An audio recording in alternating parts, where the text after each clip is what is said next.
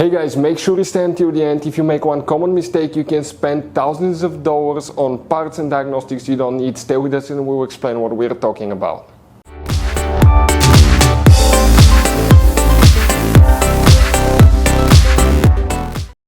Hey guys, welcome back to Auto Repair guys. Thank you guys for watching and subscribing to the channel. Today will be super helpful video to any of you guys having a Toyota Sienna. We're talking about this generation here from year 2011 to year 2020. If you have one of those and if you need to find where the fuse for the PCS system, this is the Precollision system, also known as PSB, Precollision Seat Belt System. Stay with us, we'll explain guys, okay, where you can expect to find that fuse, where you can buy cheap parts, tools, fuses, relays, that way do not waste your money and time. And also guys, this is part of the airbag system. If you're not qualified and certified, do not work on that, do not work on airbags.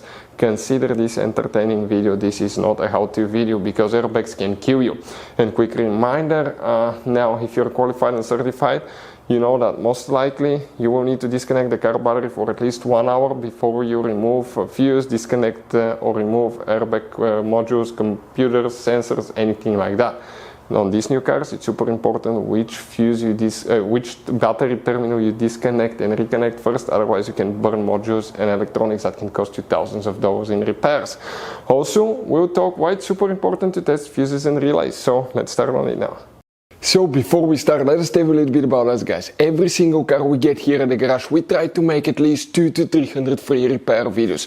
We take things completely apart, we show you guys how to do electrical, mechanical, bodywork, a little bit of everything guys. If you have one of those vehicles that we're making videos on, subscribe. We'll put quite a few videos that can save you thousands of dollars in future repairs. Altogether guys, on our channels we have more than 12,000 free repair videos that can save you thousands of dollars. Now, also if you need to buy any parts, tools at a good price, quick shipping, that way guys you do not waste your money and time, we'll share in our videos where you can buy parts, tools, fuses, relays, because some fuses guys and relays are specific, especially for that Toyota Sienna. You have those special fuses right here. You also have that special integration relay right here, and the other relays, we'll put a link in the description of the video below where you can get them at a good price, quick shipping guys, because sometimes they could be also really hard to find. So let's go ahead and start on it now. What we have here guys, 2012 Toyota Sienna that we'll be demonstrating on. Now, you guys have, by the way, two different fuse boxes in this car, and today we'll be working in both. The first one is on the driver's side. Go ahead, open that door. If you look guys, under the dash, look above the pedals, upside down on the left side, you will see one white cover that will look like this one right here.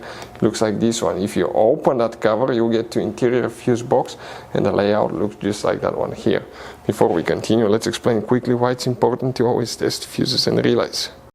So it is super important guys to always test fuses and relays, and something else as well, common mistakes people make. Sometimes you may think that a fuse is good, or you cannot actually see if the fuse is clearly burned, and in that case guys you may put the fuse back together and you may end up spending money and time on parts you don't need, and all we had to do is just test the fuse. So we'll put a link in the description of the video below how to test the fuse. It takes only a few seconds to find out for sure if it's good or bad. The same thing for relays guys, okay? Some of those could be really expensive on cars, so we'll put a link in the description of the video below how you can test relays. And for some certain fuses guys, it's important to disconnect the car battery when removing them, otherwise you can burn the electronics. And for instance, working on airbags, fuses or anything like that, you need to wait at least 1 hour after disconnecting the car battery. And if you're not qualified and certified to work on airbag system, I will never recommend to do that guys. But when disconnecting the car battery guys, okay, common mistake people make, it's important to know which battery terminal you reconnect first. If you do it the wrong way, you can burn electronics modules. How we know about that? We burn before the traction control module on BMW that cost us $2,000 guys. So we'll put a link in the description of the video below which battery terminal to disconnect first. Check it out for your convenience. So what we guys have here, which fuses we need to check coming on this side. We start with fuse number 1, 2, 3, 4. This is empty, 5, 6. Fuse number 6 will need to be checked right here. Super important fuse for multiple things. Then you need to check guys one more fuse, okay? In that fuse box, then we need to go to a different one. That's 25, 26, 27, 28, 29, 30, 31. This is not used. 32, fuse number 32 right here, very important. Then open the hood facing the engine. On the right side you have a fuse box right here. Go ahead, open that cover and you will see that layout right there.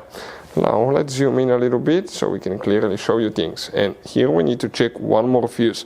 Where that fuse is located, guys, this is known as fuse number 22. We're talking about this middle fuse right here. That's a special triple fuse. We'll put the link in the description of the video below where you can get it from at a good price and quick shipping as well. Hopefully, guys, the video was helpful. Thank you for watching. See you next time.